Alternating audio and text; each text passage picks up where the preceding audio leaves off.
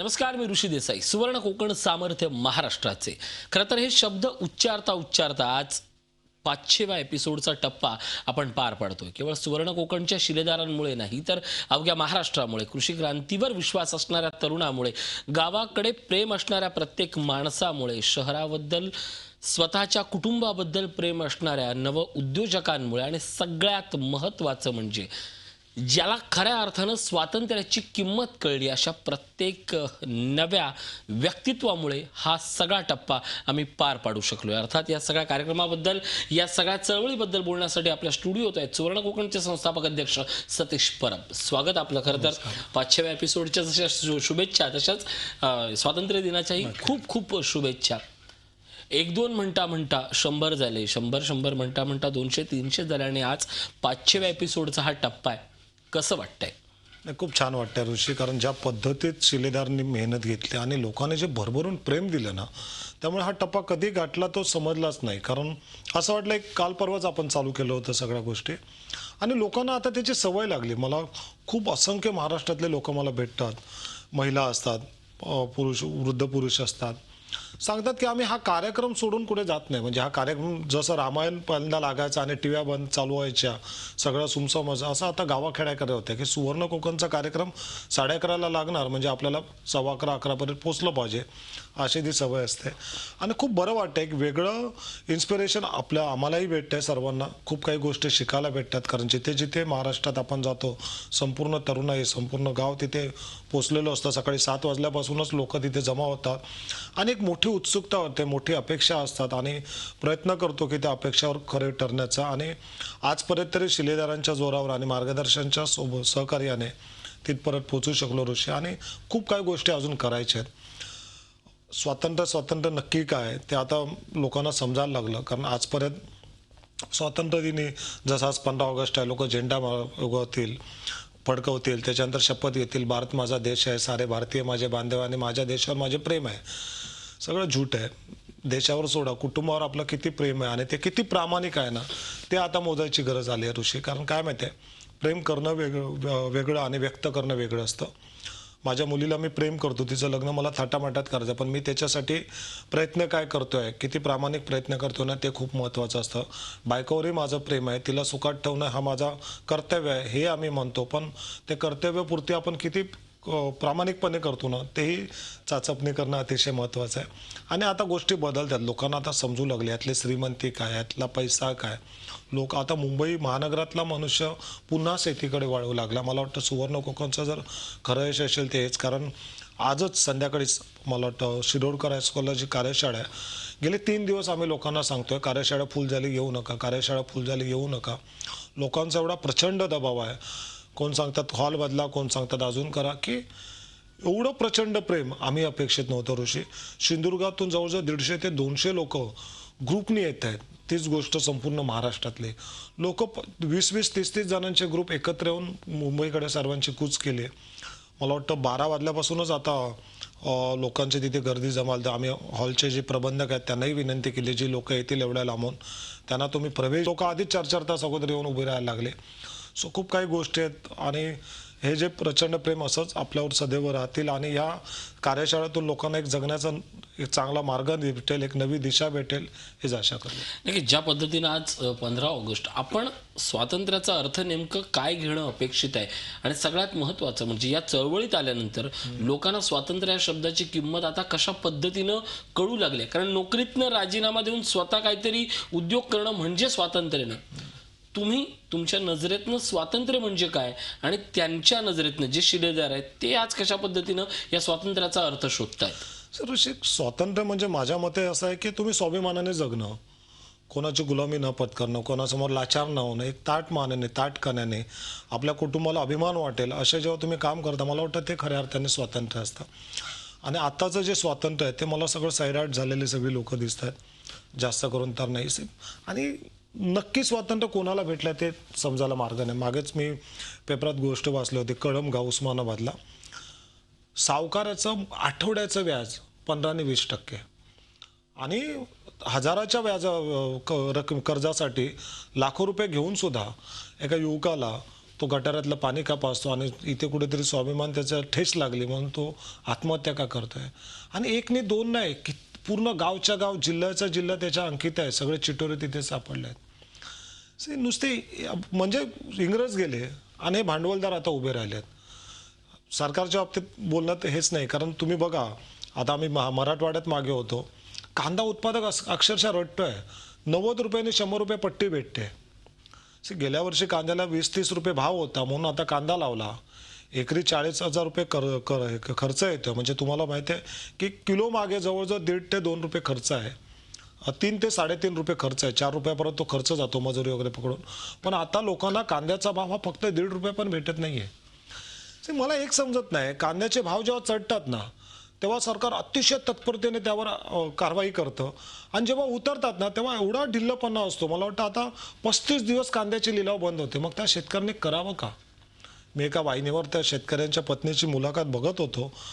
मी बोललो असं स्वातंत्र्य जर भेटायचं होतं ते नाही भेटलं असतं तर चांगलं झालं असतं.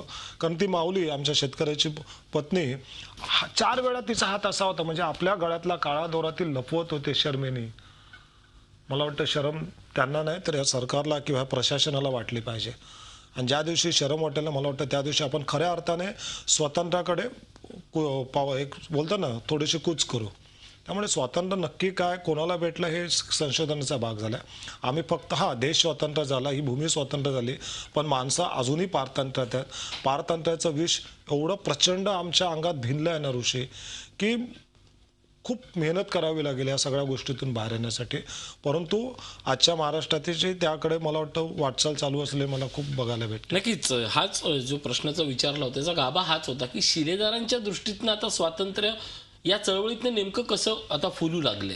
नाही, खूप चांगल्या पद्धतीने फुल लागलं ऋषी. खूप म्हणजे काल परवा आलेले लोक, 1-2-4 महिन्यात आलेले लोक ज्यावेळेस स्वतःचा व्यवसाय चालू करतात आणि एक ताठ मानेने प्रतिष्ठेने जगाकडे बघून चालतात आणि एक छान अर्थांजन करतात आणि स्वतःवरून इतरांना जेव्हा श्रीमंत करतात त्यासाठी प्रामाणिक प्रयत्न करतात. मला वाटतं स्वातंत्र्याचा खरा आनंद शिलेदार लुटत आहेत.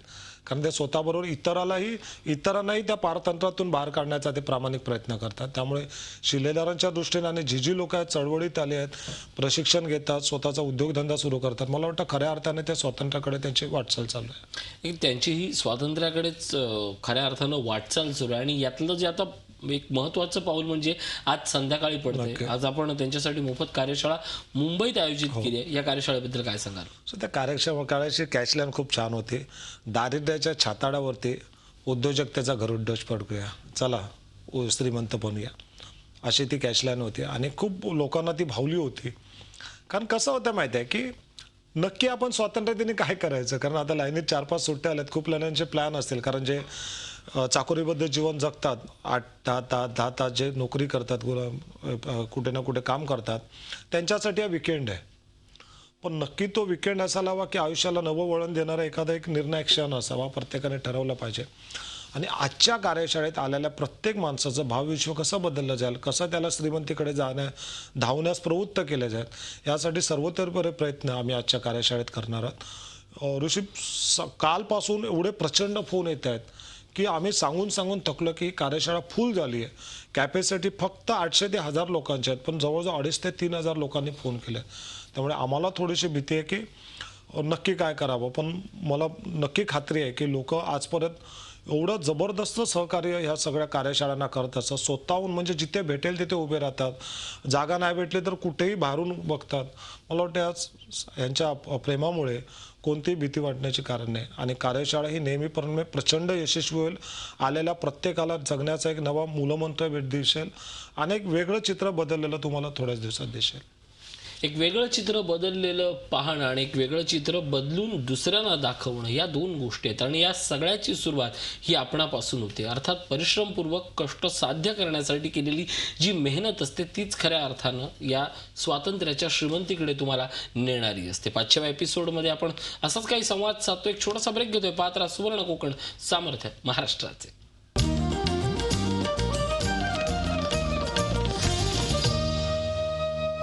ब्रेकनंतर स्वागत. आपल्यासोबत सतीश परब आहेत. खरं तर आज जी दादरला कार्यशाळा होती, या सगळ्या कार्यशाळेची महत्त्वाची भूमिका काय असणार, महत्त्वाचे विषय काय असणार आहे? या सगळ्या मागचा उद्दिष्ट हाच आहे ऋषी, की एकतर नव्या पिढीला एक विधायक वळण मिळावं, त्यांना छोट्या छोट्या व्यवसाय श्रीमंती कशी दडून राहिली आहे आणि ती आपण सर्वजण कसे सुलभ पद्धतीने अल्पावधीत आत्मसात करू शकतो हे दाखवण्यासाठी कार्यशाळा. आजपर्यंत काय झालं ते महानगरातल्या किंवा संपूर्ण महाराष्ट्राचा विचार करते ते लोकांना उद्योजक म्हटल्यावर खूप काहीतरी मोठा, की त्याच्याकडे काय 4-5 मशिनरी हव्या, फॅक्टरी हवी, त्याच्याकडे कोणतरी गॉडफादर हवा, पिढी जातो श्रीमंत असावा, असंख्य आपण एक गैरसमज करून ठेवलेत. पण तसं नसतं. या छोट्या छोट्या धंद्यात सुद्धा एवढी प्रचंड श्रीमंती आहे की आपण फक्त आतमधून विचार केला पाहिजे की होय हे मी करू शकतो. आणि एकदा का तुम्ही ती खुणगाठ बांधली की मला श्रीमंत बनायचं आणि त्यासाठी मी हा व्यवसाय निवडलाय, तुम्ही कोणताही व्यवसाय निवडा, तो व्यवसाय यशस्वीपणे होण्यासाठी लागणारी सगळी मदत हे सुवर्ण कोकणचे शिलदार करत असतात. त्यामुळे अपेक्षा हीच आहे की एवढ्या प्रचंड संख्येने जे सगळे लोक येतात त्यांनी काहीतरी खुणगाठ बांधावे की मलाही श्रीमंत बनायचं आहे, मलाही माझ्या कुटुंबाचे दिवस पालटायचे आहे, नक्की स्वातंत्र्य काय हेही त्यांना दाखवून द्यायचं आहे.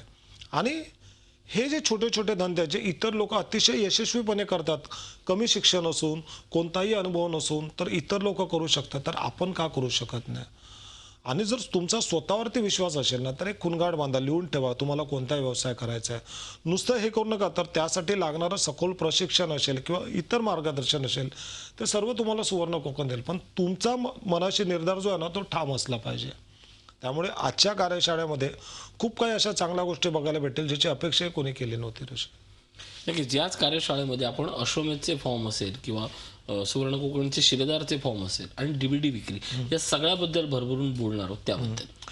ऋषी, डीव्हीडी ह्या सगळ्यांसाठी अशा नसतात. म्हणजे ज्याला खरोखरच काहीतरी करायचं असतं ना, म्हणजे समजा एखाद्याला कुक्कुटपालन करायचं आहे किंवा शेळी पालन करायचं आहे किंवा पैसा कमवायचा आहे, तोही चांगल्या मार्गाने, त्यांनी तो व्यवसाय निवडावा आणि त्या व्यवसायाची डीव्हीडी तिथे येऊन कारण त्या ज्या डीव्हीडी असतात ना त्या इतरत्र विक्रीच नसतात कोणत्या दुकानात किंवा कुठे, या फक्त आणि फक्त घाटकोपरच्या कार्यालयात आणि अशा कार्यशाळांमध्ये. तर तुम्ही एकदा निवडलात ना की मला ह्या व्यवसायातली श्रीमंती मला आत्मसात करायची, तर त्या व्यवसायाची जर डीव्हीडी घेतली तर तुम्हाला त्या श्रीमंतीकडे जाण्यास अतिशय सुलभ होईल, सोपं पडेल. आणि उरला प्रश्न शिलेदार होणं हे साधं काम नाही आहे किंवा हिऱ्या गबाळ्याचं काम नाही, त्यासाठी वाघाचं काळीज लागतं. कारण त्यासाठी स्वतःच्या मनगटावर आणि मस्तकावर विश्वास असायला हवा, तुम्हाला तुमच्या गरिबीची दारिद्र्याची चाड असायला हवी. आणि अशी जी लोक असतील ज्यांना खरोखरच आपल्या कुटुंबाचे दिवस बदलायचे आहेत, त्यांना एक सुख समृद्धीचे दिवस दाखवायचे आहेत, त्यांनाच फक्त आपण शिलेदार करतो. शिलेदार बनवतो म्हणजे काय, त्यांना त्या व्यवसायात एक यशस्वी उद्योजक होण्यासाठी लागणारी सगळी मदत, मग ते प्रशिक्षण असो, प्रोजेक्ट रिपोर्ट असो किंवा त्यांना अभ्यास दौरा असो किंवा प्रॅक्टिकल नॉलेज असेल, सगळ्या गोष्टी त्यांना पोहोचवण्याचं काम हे सुवर्ण कोकण करतं. त्यासाठी शिलेदार हा नुसता नावाला शिलेदार नाही, तर त्याला स्वतःबरोबर इतरांना सुद्धा श्रीमंत करण्यासाठी लागणारे प्रयत्न हे जाणीवपूर्वक आणि एक प्रामाणिकपणे करावे लागतात. प्रामाणिकपणे केलेले प्रयत्न आणि या प्रामाणिक प्रयत्नांची खऱ्या अर्थानं श्रीमंतीत झालेली परावर्तित झालेली जी दृश्य म्हणजे ही चळवळ आहे आणि या चळवळीचं नाव सुवर्ण कोकण आहे. गेल्या वर्षभर या चळवळीत जेवढे शिलेदार सहभागी झाले आहेत आज ते आपल्या कष्टानं लाखोचा टर्नओव्हर घेत आहेत आणि हा टर्नओव्हर स्वतःसाठी वापरत आहेत. सगळ्यात ही गोष्ट महत्त्वाची आहे, कारण या सगळ्या चळवळीतनं निर्माण होणारा पैसा हा चळवळीत जात नाही, कुठल्या संस्थेला जात नाही. तुमचा पैसा तुम्ही मिळवता, तो कमवायचा कसा, त्याची बाजारपेठ काय, आणि सगळ्यात महत्त्वाचं म्हणजे शेतीपिकात तर श्रीमंती असतेच असते, तुमच्यात काय श्रीमंती लपलेली आहे हे आम्ही उलगडून दाखवतो या मंचाद्वारे. तुमच्यातली श्रीमंती, तुम्ही कुठल्या गोष्टीनं खऱ्या अर्थानं श्रीमंत होऊ शकता हे जर जाणून घ्यायचं असेल तर या आज परेलला शिरोडकर हायस्कूलला, स्क्रीनवर नंबर दिसत आहेत, स्क्रीनवर याचा पत्ता दिसतोय, या शिरोडकर हायस्कूलला संध्याकाळी 4 वाजल्यानंतर याच संदर्भातली भव्य अशी कार्यशाळा होते. सो वाट बघतोय आम्ही संध्याकाळी. एक छोटासा ब्रेक घेतोय. पाहत राहा सुवर्ण कोकण, सामर्थ्य महाराष्ट्राचे.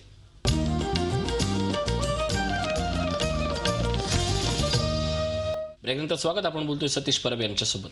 परब, आज असंख्य लोक पहिल्यांदा येतील. खरं तर कोणाला माहीत नाहीये असं नाही, पण आपण एक क्षण समजून घेऊया की आज कोरी पाटी घेऊन एक साधारण 90% लोक येतील. त्यांच्या मनात आता खरंच एक कॉन्फिडन्स निर्माण होतो की हा बस, याच्यात एवढी श्रीमंती आहे, याच्यात एवढी श्रीमंती आहे आणि ही सगळी मिळवणार. पण हे सगळं झाल्यानंतर त्यांनी काय करावं? कारण आजची कार्यशाळा झाल्यानंतर, कारण हे का सांगतोय, केवळ कार्यशाळा करून हे सगळं सोडून द्यायचं आहे असंही नाहीये. त्याच्यानंतर पुढची मशागत कशी असते आणि या सगळ्याची सुरुवात घाटकोपर ऑफिसपासून कशी होते? ऋषी कसं होतं की ह्या ज्या मोफत कार्यशाळा आहेत ना ह्या अतिशय महत्त्वाच्या असतात कोणत्याही उद्योजकाच्या आयुष्यामध्ये. कारण ह्या कार्यशाळेत तुम्ही तुमच्या सामर्थ्याची जाणीव करून दिली जाते, तुम्हाला या व्यवसायातले श्रीमंती उलगडून दाखवली जाते आणि ह्या श्रीमंतीकडे पोहोचण्यासाठी नक्की सुरुवात कुठून करायची, त्यासाठी लागणारा वेळ किती, त्यासाठी लागणारं प्रशिक्षण नेमकं कोणतं, कुठे घ्यायचं, कशा पद्धतीत त्याचं बाजार विक्री असते, कशा पद्धतीत आपण इतरांची मदत घेऊन किंवा इतरांना मदत करून आपण एकत्रच. कारण होतंय का, खूप लोकांकडे जागा असते तर खूप लोकांकडे वेळ असतो, खूप लोकांकडे अजून काय असतं. मग ह्या सर्व लोकांना एकत्र घेऊन एक सामूहिक पद्धतीने आपण कसा व्यवसाय करू शकतो. आज असंख्य लोक नोकरी करतात, तर नोकरी करून सुद्धा तुम्ही व्यवसाय कसा काय करू शकता, ह्या सगळ्या गोष्टी आपण त्यांना एक बोलताना हळुवारपणे त्यांना उलगडत असतो आणि त्यांना सांगत असतो की ही गोष्ट अतिशय सोपी आहे.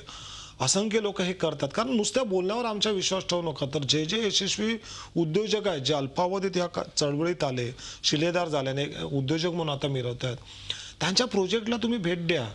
तर त्या कशा द्यायच्या, त्यातले बारकावे कसे आत्मसात करावे, त्यांच्या चांगल्या गोष्टीचं कसं अनुकरण, ह्या सगळ्या गोष्टीचा परामर्श ह्या मोफत कार्यशाळेत घेतला जातो. आणि म्हणून सांगितलं की ह्या ज्या मोफत कार्यशाळा असतात ह्या प्रत्येक उद्योजकाच्या आयुष्यामध्ये एक महत्त्वाचं योगदान करत असतात. त्यामुळे जास्तीत जास्त लोक जे आज उद्योजक झाले, श्रीमंत झाले आहेत, ह्या प्रत्येकाच्या आयुष्यात ही मोफत कार्यशाळा अतिशय मोलाची कामगिरी बजावते. जिथे पैशाचा विषय येतो तिथे आर्थिक विश्वासाचा विषय येतो, तिथे हिशेबाचा विषय येतो. अजूनही असंख्य लोकांच्या मनात अशी भीती वाटते की या चळवळीत समजा मी आलो आणि माझी आर्थिक फसगत झाली तर. मुळात अशी कुठेही शक्यता नाही, कारण तुम्ही एखाद्या गोष्टीचं ज्ञान घेता, त्यानंतर स्वतः तो बिझनेस सुरू करता, त्याची बाजारपेठ शोधता आणि त्याचा टर्नओव्हर तुम्ही कमवता. म्हणजे ही गोष्ट मी वारंवार बोलत असतो, आपण या संस्थेतनं ती सांगितली जाते. मग नेमकी फसगत होण्याची जी भीती वाटते त्या भीतीवर तुमचं काय म्हणणं आहे? भीत्यापोटी ब्रह्मराक्षस अशातला प्रकार आहे ऋषी. कसं असतं की पहिली गोष्ट, तुम्हाला तुमच्यावर भरोसा आहे की नाही, की तुम्हाला कोणी मूर्ख बनवू शकतं या मताशी तुम्ही ठाम आहात. सो तुम्हाला तुमच्यावर भरोसा आहे, तुमच्या कर्तृत्वावर भरोसा आहे, तुमच्या संपूर्ण सामर्थ्यावर विश्वास आहे ना, तर तुम्ही या कार्यशाळेत या, बघा की नक्की इथे काय दडलं. आणि आज हजारो नाही लाखो लोक या कार्यशाळेत येतात, व्यवस्थित प्रशिक्षण घेतात, श्रीमंती आत्मसात करतात. आपणच अजून का मागे राहिलो आहोत. आज 2 वर्ष होत आली आणि आता अजून तुम्ही वाट नाही बघू शकत आहात. तो परत काळ खूप पुढे गेलेला असेल, अजून खूप काही गोष्टी बदललेल्या असतील. आणि अजून एक महत्त्वाची गोष्ट, धाडस करणाऱ्या समोरच जग आणि नियती हात सोडून उभी राहते. आता तुम्ही विचारलात म्हणून सांगतो, जर असं काही भीती वाटत असेल तर आता एक धाडस तरी करा कार्यशाळेत येण्याचं. कसं असतं, इथे एकतर कोणती MLC मार्केटिंग नाही बाबा, तुम्ही आलात तर 2 माणसं घेऊन या. इथे कोणचं असं हे नाही की बाबा लाख रुपये टाकतो आणि मग तुम्हाला 5 शेळ्या देणार आहेत. सो इथे तुम्ही या, तुम्ही शिका, समजा, चांगलं वाटलं तर तुमच्या शेतात करा, तुमच्या शेतात गुंतवा, आलेले पैसे तुमच्याचकडे ठेवा. फक्त तुम्ही काहीतरी करा, काहीतरी उद्योगधंदा. कारण किती दिवस या पारतंत्र्याच्या शृंखला आपल्या पायात बेड्या म्हणून अडकणार आहेत. कधीतरी स्वातंत्र्य, कारण आता ते बोलतात ना, वेळ आली आहे नजीक. नुसती झेंडा फडकावून स्वातंत्र्य नाही साजरा होत. तुम्हाला असं काही करावं लागेल ना की तुम्हाला स्वतःला स्वातंत्र्याची ती अनुभूती आली पाहिजे की खरोखरच मी स्वतंत्र आहे, माझे स्वतंत्र विचार आहे, स्वतःचं उद्योग साम्राज्य आहे, स्वतःचा छोटासा का होईना पण स्वतंत्र उद्योगधंदा आहे, मी माझ्या मनाचा राजा आहे, मी माझ्या कुटुंबाला जे जे लागत आहेत चांगल्या गोष्टी, ज्या सुखाला ते पात्र आहेत ते मी देण्याची क्षमता ठेवतो. अजून किती वेळ आपण त्याच गोष्टीच्या मागे लागणार आहोत.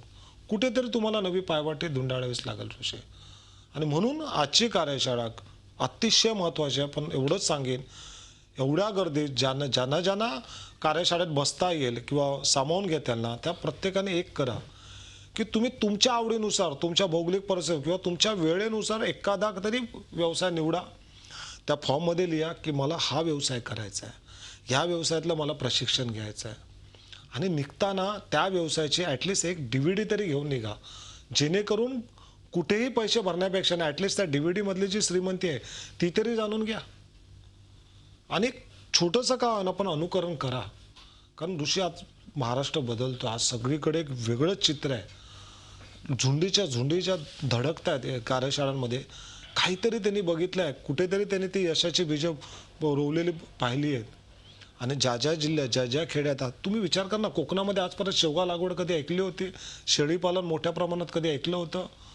आज त्या गोष्टी दिसत आहेत, बदलत आहेत. आज पनवेलला आमदार प्रशांत ठाकूर साहेबांनी जे कार्यशाळा घेतल्या होत्या, जवळजवळ 150 ते 200 लोकांनी पनवेलच्या खार संशोधन केंद्राला भेट दिली आहे, मुळद्याच्या कृषी विद्यापीठाला भेट दिली आहे, दापोलीच्या कृषी, आज लोक श्रीमंती धुंडाळत आहेत, तपासतायत. मग ही श्रीमंती आजपर्यंत त्यांच्यापर्यंत का पुसली नव्हती? आणि म्हणून सांगतो, जर लाखो लोक या चळवळीत येऊन जर स्वतःचा उद्योगधंद्याच्या नव्या वाटा धुंडाळतात, तर इतरांनी मागे का राहावं आणि कशा करता?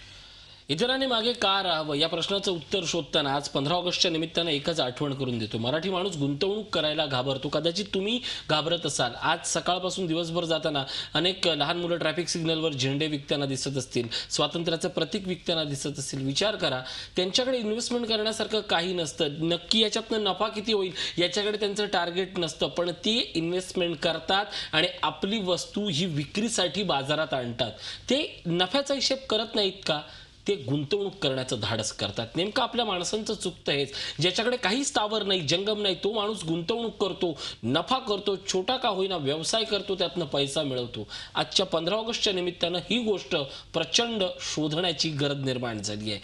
परत या ठिकाणी आलात, खरं तर खूप सुंदर मार्गदर्शन केलं. आज 500 एपिसोडचा हा टप्पा, खरं तर अशाच एपिसोडमधनं, अशा विचारातनं महाराष्ट्र घडतोय, शिलेदार घडतायत, हेच आपल्यासाठी खूप महत्त्वाचं आहे. या सगळ्या सुंदर विचाराबद्दल शुभेच्छा आणि आभार.